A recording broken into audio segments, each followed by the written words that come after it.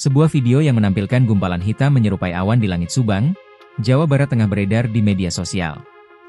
Dalam video tersebut, gumpalan hitam itu jatuh di sebuah lahan kosong dekat permukiman warga di Kecamatan Patok Beusi, Subang. Adapun narasi yang beredar menyebutkan bahwa gumpalan tersebut berasal dari limbah. Merespons kejadian tersebut, Kepala Stasiun Geofisika Kelas 1 Bandung Teguh Rahayu dalam keterangan pada Rabu 29 Oktober mengungkapkan, berdasarkan hasil kajian awal dari meteorologi, fenomena itu tak masuk dalam kejadian alam yang disebabkan oleh proses cuaca, awan, atau aktivitas atmosfer lainnya. Teguh menjelaskan bahwa secara ilmiah, awan terbentuk dari proses kondensasi uap air di atmosfer dengan pola ketinggian dan karakteristik tertentu.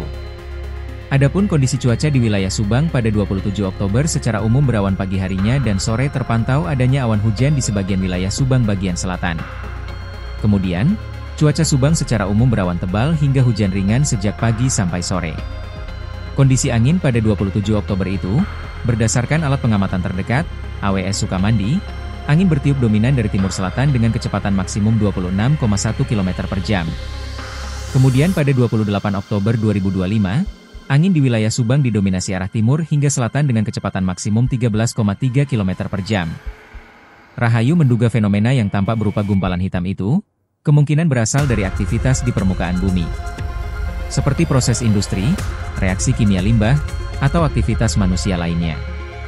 Sehingga, aktivitas itu menyebabkan terbentuknya busa atau material ringan yang kemudian terangkat oleh angin.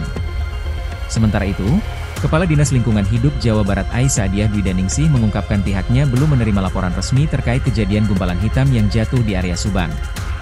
Meski demikian, Ai menegaskan Dinas LH Jabar segera menelusuri untuk memastikan asal-muasal busa hitam itu.